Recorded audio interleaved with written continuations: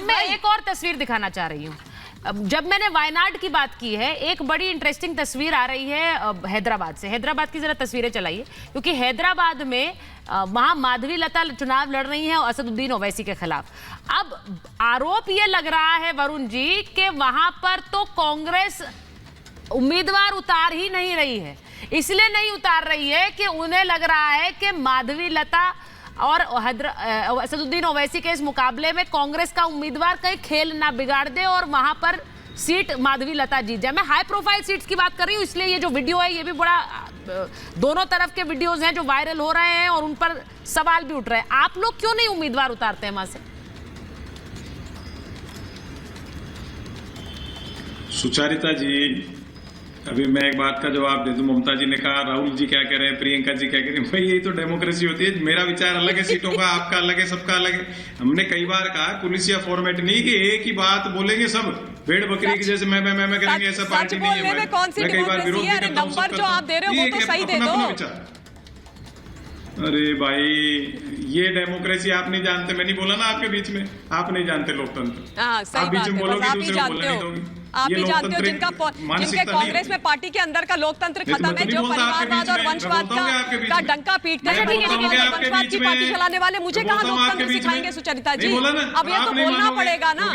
अरे तो वरुण जी आप ऐसे बोलेंगे तो फिर आपको जवाब तो सुनने के लिए तैयार रहना पड़ेगा। अच्छा एक मिनट करेक्ट कर रही थी, छोटा सा करेक्शन। अच्छा मैंने वरुण जी से एक स्पेसिफिक सवाल पूछा। लोकतंत्र की बात करेंगे और मुझे अच्छा ठीक है, सिखाएंगे। रहने दीजिए, छोड़िए ना वरुण भाई, ये बात जाकर के कहीं और करिए। मैंने सवाल तो कुछ और पूछा था। आप प्रियंका और राहुल पर सफाई क्यों देने लगते हैं वरुण जी? खोल लो खुद का। ये इनका, अरे भाई इस तरह से नहीं ना, बात मत इस तरह से बात मत करिए।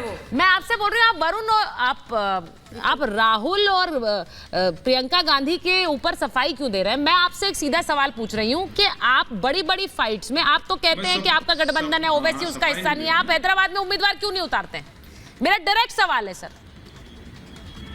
अब मैं आपकी उसी बात पे, हाँ उस बात पे भी आ रहा हूँ। के शर्मा जी की एक बात का भी उत्तर दूंगा और उनके पक्ष का दूंगा।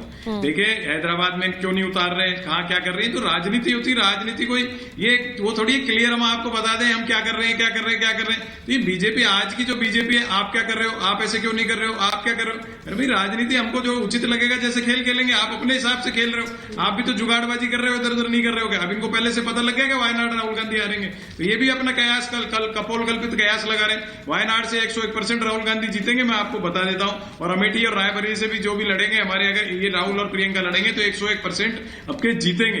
अब के शर्मा जी की एक बात मैं कर देता हूं। इन्होंने कहा कि भाई वो इतनी मीटिंग्स क्यों नहीं कर रहे हैं, ये इनकी बात सही है। विपक्ष को और ज्यादा मेहनत करनी चाहिए थी। विपक्ष को भी आइडिया नहीं था कि प्रथम चरण में 10-10% जो है लोग उदासीन हो जाएंगे वोट देने में। और एक बात ममता कालेजी की भी पॉजिटिव में बता देता हूं। इन्होंने कहा ना राशन वाली बात, वो बीजेपी के पक्ष में जाती है कि राशन जो पहुंचा है गरीब लोगों के पास, वो हो सकता है बीजेपी के पक्ष में मतदान करें। जो मतदान जिन लोगों ने नहीं किया, जिनका पेट भरा हुआ है, जिनको आराम से रोटी मिलती है, अब आप फिर आप क्वेश्चन को घुमा गए, वो अधिकतर आप फिर क्वेश्चन को घुमा गए वरुण जी। मैं चुनावी राशन एनालिसिस तो वोटिंग, मैं स्पेसिफिक सीट्स की बात कर रही हूँ, आप फिर घुमाए जा रहे हैं।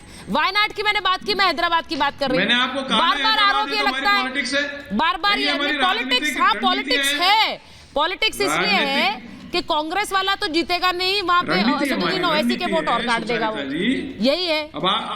तो आप एक सीक्रेट डील कर रहे हैं उनके साथ, एक सीक्रेट डील चल रही है क्या के शर्मा जी? यही पॉलिटिक्स है, एक सीक्रेट डील कर लीजिए कि वहां पर हम उतरेंगे नहीं, आप जीत लीजिए। राजनीति में नहीं मैं पूछ रही हूँ उसके बारे में। राजनीति में कई चीजें करनी होती है, कई चीजें करनी होती है, तो आप कर रहे हैं, आप मान रहे हैं, आप कर रहे हैं, आप ओवैसी जी को जिता रहे हैं वहां से। सुनिए, हाँ बोलिए के शर्मा जी बोलिए। नहीं देखिए, मैं कह रहा हूँ जब आप ओवैसी जी की बात करेंगे तो आपको तेलंगाना की राजनीति को, हमने तो बंगाल में पश्चिम, अच्छा ठीक है, वो जवाब दे रहे हैं। इस समय कांग्रेस के साथ ओवैसी,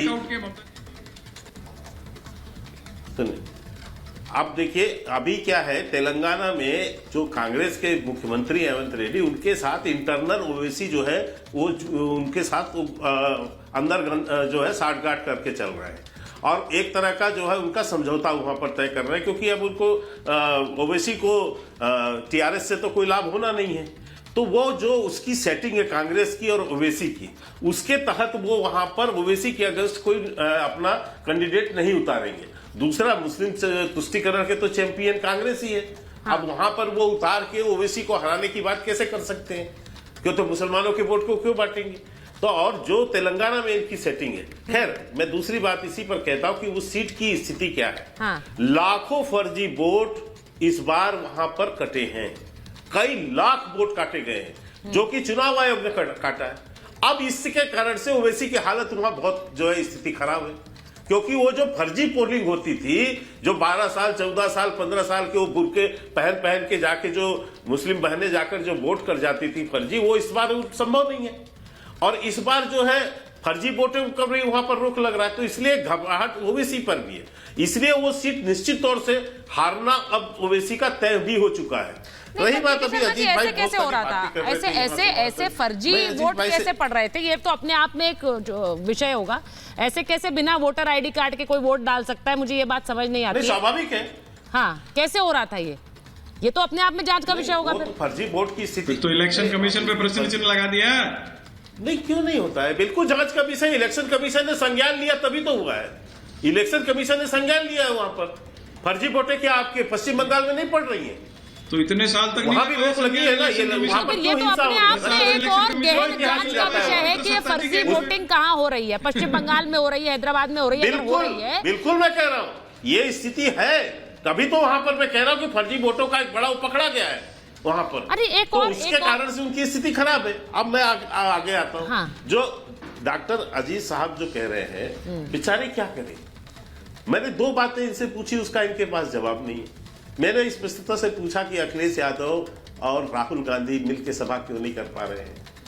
आखिर आपका गठबंधन है। 2017 में आप तो बड़ी बड़ी रोड शो निकालते थे, मुझे याद है साहब। इलाहाबाद के अंदर बहुत बड़ा रोड शो निकाला था आपने। इस बार आप पहला चरण का चुनाव खत्म हो गया, 10% सीटें पर चुनाव हो गए और दोनों मिलकर सभा नहीं कर पाए। इससे समझ में आता है कि आप जो है विपक्षी दल जो है सुचित्रा जी, वो इस चुनाव पर गंभीर ही नहीं है, क्योंकि उनके पास मुद्दे नहीं है, विषय नहीं है। अभी मैं एक बात इनसे पूछता हूं, पुरोहित जी भी बैठे हैं, आपने वायनाड का जिक्र किया यहां पर। सीपीएम जो इनकी एक बहुत ही यानी गठबंधन दल में, विपक्षी गठबंधन में प्रमुख दल, वो कहता है अपने घोषणा पत्र में कि हम आएंगे सरकार में तो देश के सारे परमाणु हथियारों को समाप्त कर देंगे, दरिया में डाल देंगे। मैं अजीत साहब से पूछना चाहता हूं कि इस पर आपकी क्या राय है? उस या तो आप सीपीएम के मैनिफेस्टो से आप डिफेंस करते हैं, या अभी अपना कहते हैं कि हम उसको नहीं मानते, हम अपना गठबंधन तोड़ते हैं। आप देश की राष्ट्रीय सुरक्षा से खिलवाड़ करेंगे। मैं एक और चीन जो है परमाणु संपन्न राष्ट्र, लेकिन मैं एक पाकिस्तान परमाणु संपन्न राष्ट्र है। क्योंकि अजीज खान